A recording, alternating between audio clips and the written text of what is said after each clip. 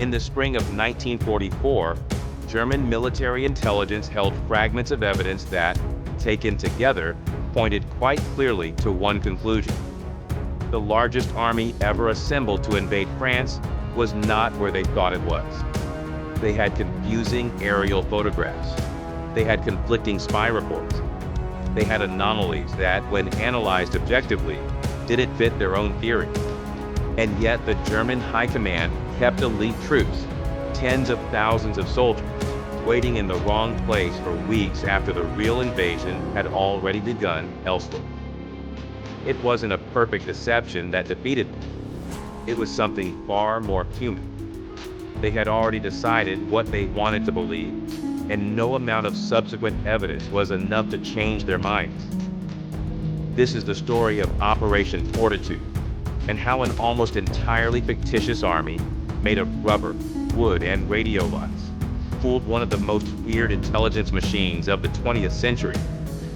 By 1944, the Allies knew that the invasion of Europe through Normandy was inevitable, but they also knew they faced a problem almost impossible to solve with conventional means.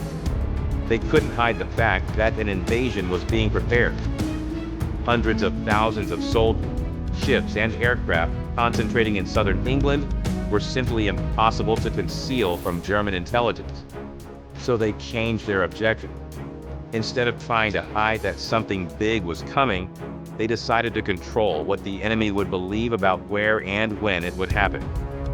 The strategy was called Operation Fortitude, and its specific goal was to convince the German command that the main invasion would come through Calais, the point in France closest to England.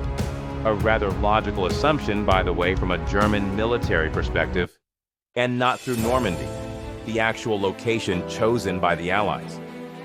To achieve this, they constructed something that today sounds almost like fiction: an entire army that didn't exist. Under the fictitious command of U.S. General George Patton, a deliberate choice because the Germans considered him one of the most dangerous Allied generals and expected him to lead the main attack. The Allies created the first U.S. Army group, known as FUSAD. On paper, it was a massive force, concentrated in southeastern England, just across from Calais. In reality, it had virtually no soldiers.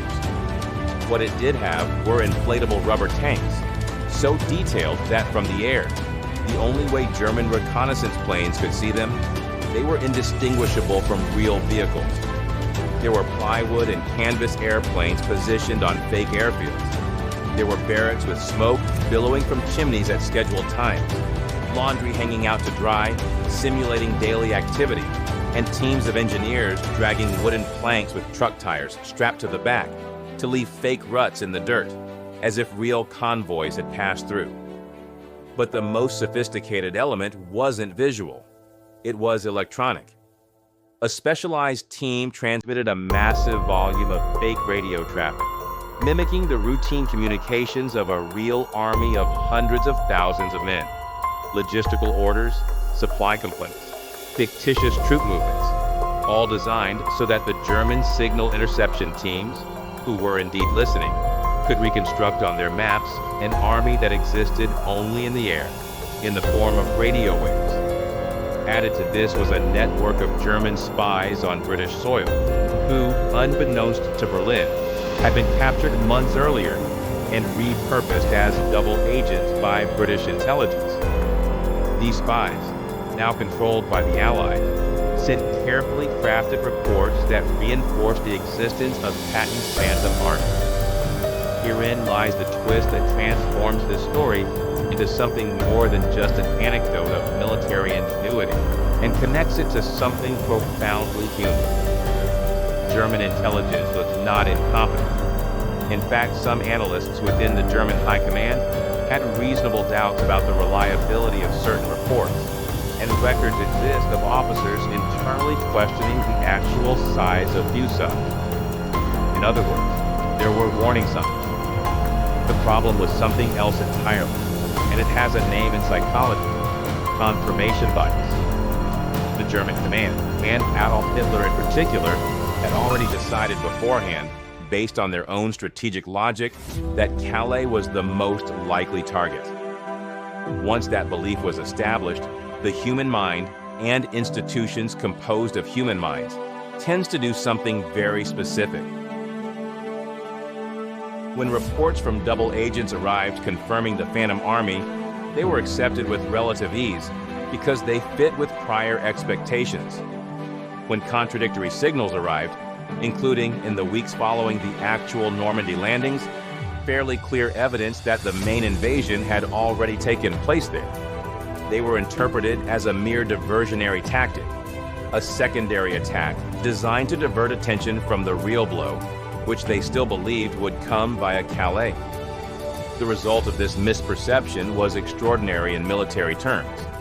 The German 15th Army, a force of approximately 150,000 men, remained stationed near Calais for more than 7 weeks after D-Day, awaiting an invasion that never came, while Allied troops consolidated their position in Normandy with considerably less resistance than they would have faced had those troops been deployed in time.